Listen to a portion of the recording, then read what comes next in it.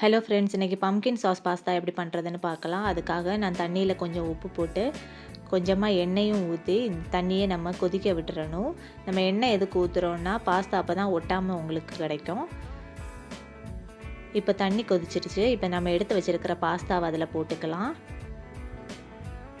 இப்போ இதை கிளறி விட்டுக்கோங்க, அடி பிடிக்காமல் பார்த்துக்கணும். இப்போ இதை மூடி போட்டு வேக வச்சுக்கலாம். இப்போ பார்த்தீங்கன்னா பாஸ்தா சூப்பராக வெந்துருச்சு. இப்போ நம்ம இதை வடிச்சுக்கலாம். வடித்ததுக்கப்புறமா நார்மல் வாட்டரில் வாஷ் பண்ணி எடுத்துக்கோங்க.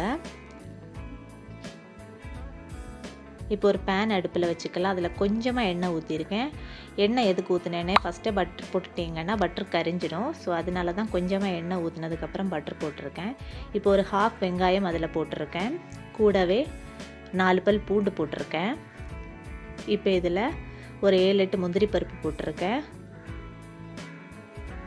இப்போ இதில் கட் பண்ணி வச்சுருக்கிற பூசணிக்காவை போட்டுக்கிறேன்.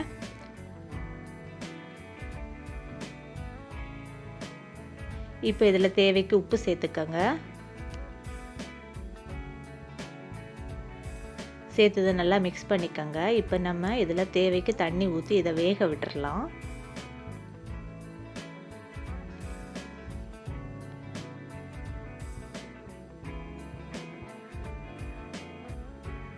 இப்போ பார்த்தீங்கன்னா ஆல்மோஸ்ட் பம்கின் குக் ஆகிடுச்சு. பார்த்தீங்கன்னா தெரியும், தண்ணியெல்லாம் வற்றிடுச்சு. இப்போ இதை நம்ம மிக்ஸி ஜாரில் போட்டு அரைச்சி எடுத்துருக்கோம். இப்போ இன்னொரு பேன் அடுப்பில் வச்சுக்கலாம். வச்சதுக்கப்புறமா கொஞ்சமாக எண்ணெய் ஊற்றிருக்கேன். கூடவே பட்டர் போட்டிருக்கேன். இப்போ இதில் ஹாஃப் வெங்காயம் கட் பண்ணி வச்சதை நான் இதில் போட்டு வதக்கிக்கிறேன். கூடவே ஒரு 4 பல் பூண்டு சின்னதாக கட் பண்ணி அதையும் இதில் சேர்த்துருக்கேன். இப்போ இது வதங்கினதுக்கப்புறமா நம்ம வரைச்சி வச்சுருக்கிற அந்த பம்கின் மிக்ஸை வந்து இதில் போட்டுக்கலாம். இப்போ இதில் கொஞ்சமாக தண்ணி சேர்த்துக்கிறேன். சேர்த்ததுக்கப்புறமா நல்லா மிக்ஸ் பண்ணிக்கோங்க. இப்போ இதில் பாஸ்தா மிக்ஸ் அதை போட்டுக்கிறேன். கூடவே ஆரிகானோ மிக்ஸையும் சேர்த்துக்கிறேன்.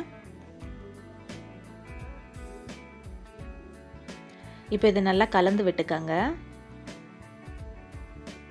இப்போ இதில் ஒரு ஸ்லைஸ் சீஸ் ஷீட் போட்டுக்கிறேன். போட்டு அதையும் நல்லா கலந்துக்கங்க.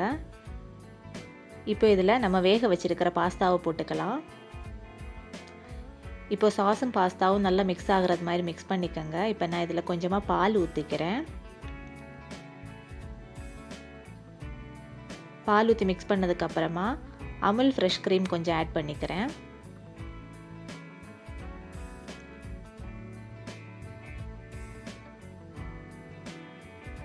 இப்போ இதை மிக்ஸ் பண்ணிக்கோங்க. இந்த டைமில் நீங்கள் ஃப்ளேம் ஆஃப் பண்ணிக்கோங்க. அவ்வளோதாங்க, நம்மளோட சூப்பரான பம்கின் சாஸ் பாஸ்தா ரெடி ஆகிடுச்சு.